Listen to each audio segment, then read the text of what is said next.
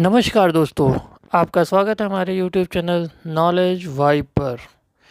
यहाँ पर आपको 80 शब्द प्रति मिनट की गति से डिक्टेशंस मिलेंगे, जिनको आपको प्रैक्टिस करना है, ट्रांसलेट करना है और लगे रहना है।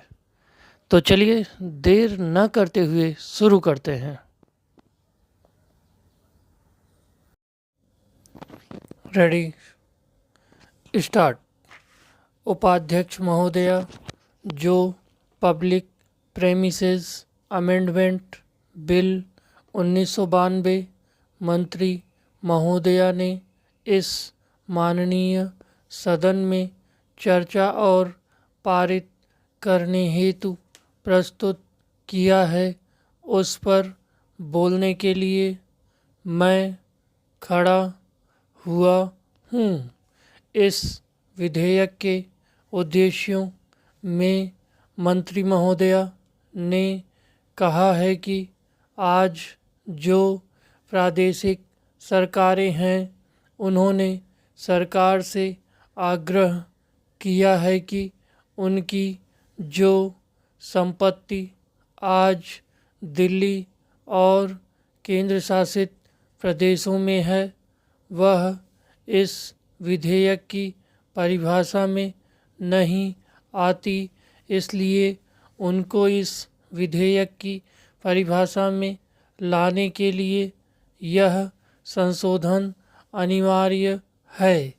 अनुच्छेद 3 में उन्होंने यह भी कहा है कि आज दिल्ली में स्थित जो सरकार के गेस्ट हाउस हैं और जो विभिन्न सांसदों की अनुशंसा पर उनके अतिथियों को कुछ समय के लिए दिए गए थे, आज उनको खाली करवाना भी सरकार के लिए एक टेढ़ी खीर बन गया है। इसलिए भी यह संशोधन आवश्यक है। उन्होंने यह भी कहा है कि आज जो ऐसे भवनों को खाली करवाने की प्रक्रिया है, उसको छोटा करने की आवश्यकता है और इस समय जो इस प्रक्रिया में अपील का प्रावधान है, उसको भी समाप्त करने की बात कही गई है। जहाँ तक इस विधेयक को लाने के उद्देश्य का संबंध है, मैं इसका समर्थन करता हूँ, लेकिन साथ ही मैं नम्र निवेदन करना चाहूँगा कि 1971 से लेकर आपके पास यह विधेयक पड़ा था। क्या इसका कभी कड़ाई से पालन किया गया?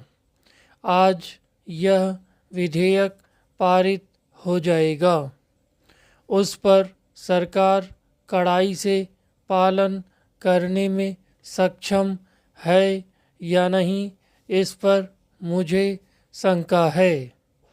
आज दिल्ली में सांसदों के लिए लगभग 800 बंगले और फ्लैट्स निर्दिष्ट हैं और दोनों सदन के सदस्यों की संख्या कुल मिलाकर के 790 के ऊपर नहीं जाती है।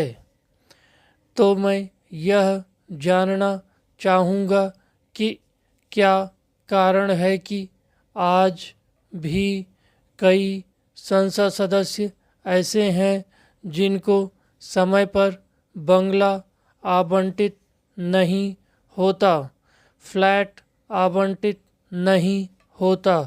मैं आपके माध्यम से मंत्री महोदया से यह जानना चाहूँगा कि क्या भूतपूर्व संसद सदस्य और मंत्री भी इस विधेयक की परिधि में आएंगे या नहीं आएंगे। आज अगर इस विधेयक का कहीं उल्लंघन हुआ है। आज अगर किसी ने नियमों का सबसे ज़्यादा उल्लंघन किया है तो मैं आपके माध्यम से नम्र निवेदन करना चाहूँगा कि यह उन्हीं के दल के लोग हैं। उपाध्यक्ष महोदया, आज जो सरकारी बंगले विभिन्न राजनीतिक दलों ने जनरल पूल से किराए पर लिए हैं, उनकी स्थिति भी 1990 के आंकड़े जो मेरे पास हैं वह इस प्रकार हैं।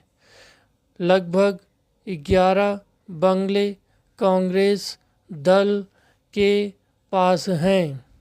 इन सरकारी बंगलों का जो किराया विभिन्न राजनीतिक दलों से देय था वह 8 लाख रुपए बनता था और इस 8 लाख की राशि में से केवल कांग्रेस के जिम्मे उस समय लगभग 6 लाख रुपए बनते थे। सबसे कम भारतीय जनता पार्टी के जिम्मे बनता था केवल 185 रुपए। आज मैं समझता हूँ कि शायद भारतीय जनता पार्टी के जिम्मे एक भी पैसा देय नहीं होगा।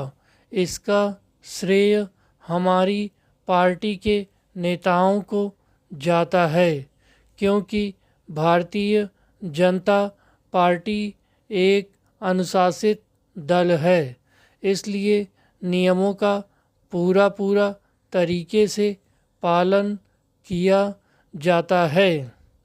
1992 के सर्वेक्षण के अनुसार इस समय 450 ऐसे मामले हैं जो सब लेटिंग के सरकार के ध्यान में आए थे। मैं यह भी जानना चाहूँगा कि मामलों में सरकार ने आज तक क्या कार्यवाही की है। जैसे मैं कह रहा था कि इस समय 800 बंगले और फ्लैट सांसदों के लिए और मंत्रियों के लिए जब निर्धारित हैं तो यह समस्या क्यों? यहाँ एक प्रश्न पूछा गया था।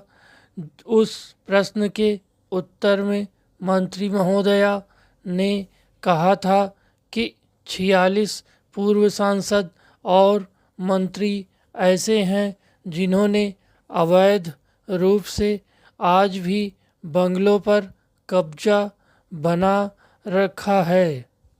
इस लिस्ट को जब मैंने देखा तो उसमें कई ऐसे नाम हैं जिनको हम भली भांति जानते हैं। वह आज भी अवैध रूप से बैठे हैं।